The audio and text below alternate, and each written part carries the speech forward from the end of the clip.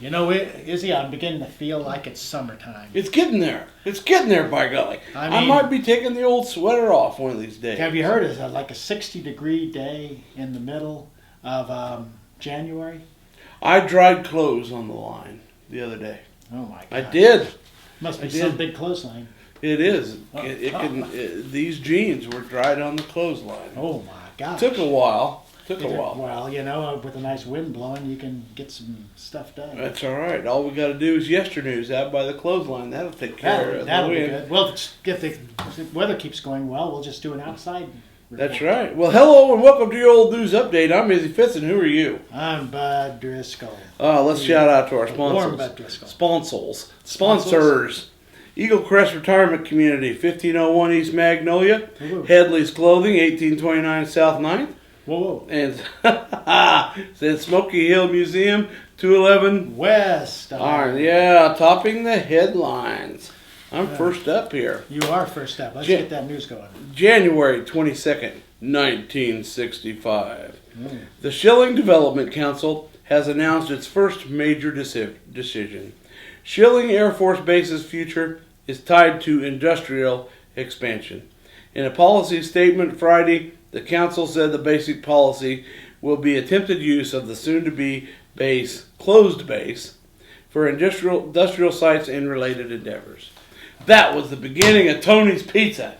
Was that the beginning of the pizza? That was the beginning of pizza. Well, and the Airport Authority and Tim Rogers and all those guys. They started eating pizza by the carloads. That's right. Well, we'll go back to January 20th, 1940 for our next report. Been a while. And, yes, and well, it shows that the stuff never ends with county commissioners. Nope. So county commissioners heard a welfare appeal Friday afternoon, which has been filed by an aged Salina man. An aged. Who has been trying to get on the rolls of those receiving old age assistance, but took no action in the case. We are taking the case under advisement, Commissioner H.G. Douglas said. And the welfare office will talk to the man's daughter, who has a pretty good income, from what we've been told, where we feel she should help since she lives at home. Blasphemy. Blasphemy. Can you believe that? Here the little girl's got making good money and she won't help out Pappy. I know. Makes him sleep out in the barn with the cows. And work on her transmission. I tell you. January 24th, 1940. Starting out shortly after midnight, Sheriff U.S. McDonald led a raiding squad in 2 surprise visits at roadside resorts. Al McDonald. At the Brown Derby, located near the intersection of Ohio and U.S. 40, officers had only broken bottles for their trouble.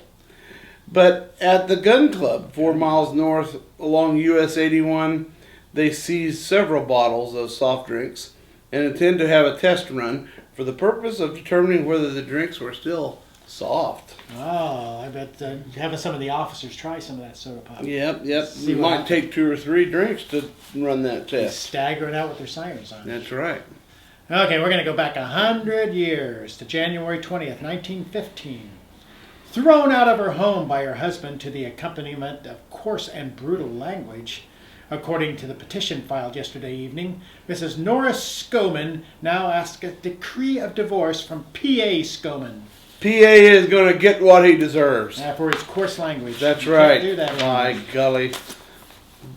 We'd have to bleep him out if he was on YESTERNEWS. We would. January 22nd, 1915. Captain John Smith, his old order that those who will not work shall not eat may soon be applied in Salina. Oh.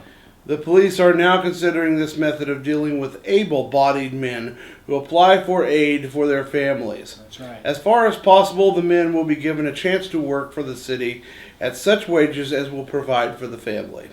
The man who refuses without some legitimate excuse will be cut off the food supplied by the city and county. Oh, get off your duffs and get to work. That's right, says Captain John Smith and his wife Pocahontas. Yeah. Yeah. And last but not least, we were going to go clear back to 1890, in the Salina Daily Way back. In the Wayback Machine, to January 24th, 1890, when the report says sneak thieves broke into the Rock Island Depot in Solomon Saturday night. Only about 75 cents was taken.